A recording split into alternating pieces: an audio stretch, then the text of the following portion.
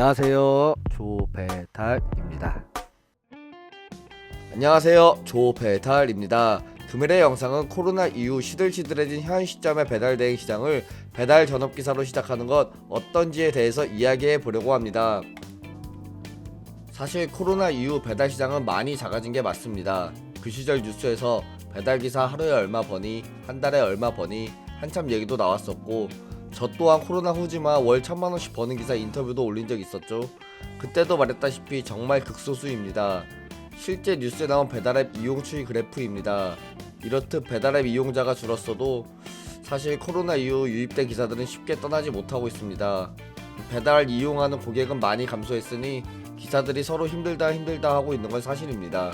그렇다면 힘들다 징징거리면서 배달 대행을 떠나지 못하는 이유, 즉 배달 대행의 장점에 대해서 말해보겠습니다. 아울러 단점도 같이 말해보겠습니다.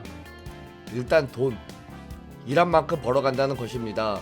회사 다닐 때 정말 열심히 해도 내가 벌어가는 돈은 한계가 있었습니다. 특히 중소기업의 경우 열심히 하는 사람과 시간만 채우다 가는 사람, 같은 시간에 일할 경우 차이가 크지 않습니다. 하지만 배달 대행은 정말 열심히 하는 기사님들에게는 아직도 500 이상 충분히 벌어갈 수 있는 시스템입니다.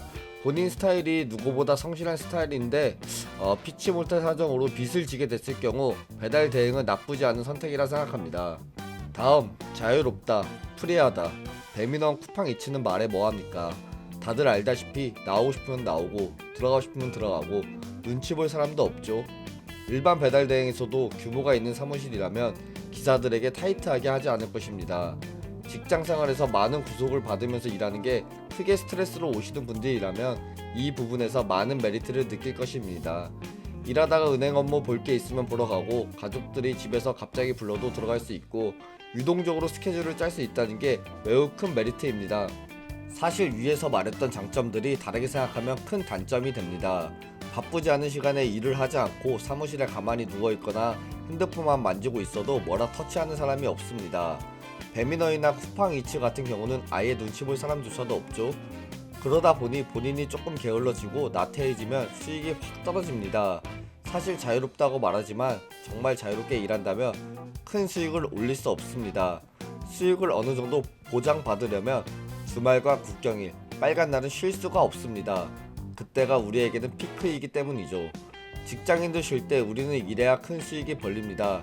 사실 남들 휴가철이라고 하는 한여름, 혹 한겨울, 크리스마스 시즌, 즉 덥고 추울 때 야외에서 가장 바쁘게 움직여야 하는 직업군입니다. 장마철도 예외는 아닙니다. 이렇게 남들 쉴 때 못 쉬고 날씨가 안 좋을 때 더욱 힘들게 일해야 하는 것은 여러모로 큰 단점입니다. 사실 배달대행 전업기사 평균 임금이 300만원 정도라 봅니다. 평균이 이 정도면 300도 못 버는 기사님들이 제법 많다는 겁니다. 그럼 300이 작은 금액이라고? 라고 생각하시는 분들 계실지 모르겠지만 오토바이, 기름값, 소모품, 유상운송보험 혹은 시간제 보험 모두 본인이 부담해야 하는 경비입니다.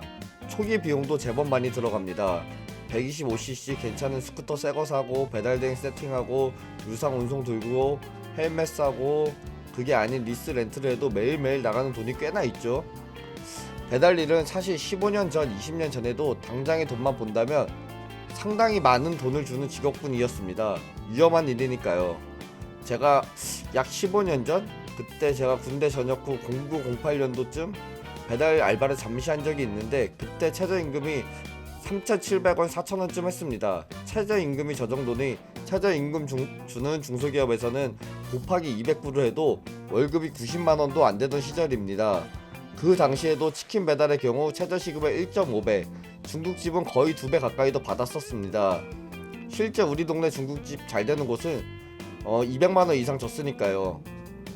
하지만 지금 배달 대행에서 배달 콜 대비 기사가 많아지므로 콜 수행하기가 힘들고, 그러다 보니 수익을 제대로 가져가지 못하는 분들이 많이 존재합니다.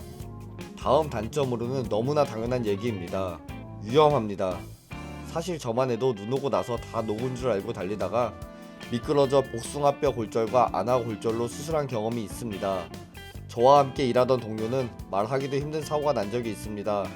정말 조심조심 신호도 잘 지키던 친구인데 뒤에서 졸음운전 하던 차가 과속으로 밀어버린 경우였습니다. 도로 위에 아무런 보호가 없는 바이크를 탄다는 것 자체가 정말 위험합니다. 그리고 사실 이 일 자체가 돈 외에 남는 게 없습니다.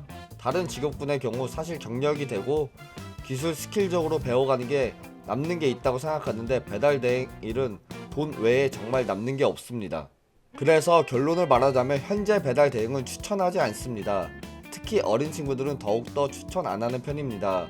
어린 친구들은 사실 배워서 할 수 있는 일이 무궁무진한데 돈 외에 아무런 메리트 없는 배달 일을 하다가 크게 다쳐 후유장애도 생길 수 있습니다. 그래도 이 일을 해보고 싶다면 저는 투잡으로 시작해보는 걸 추천드립니다. 본인이 본업을 하면서 중고 바이크로 저녁 피크 시간에도 일해보고 정말 날 좋은 평일 아침부터 일하면서 콜 하나도 찍기 힘들 때도 한번 느껴보고 나서 전업으로 해도 좋을지 충분히 고민해보고 시작하기를 추천드립니다.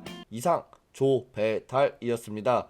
구독과 좋아요를 눌러달라 말하며 빠이빠이.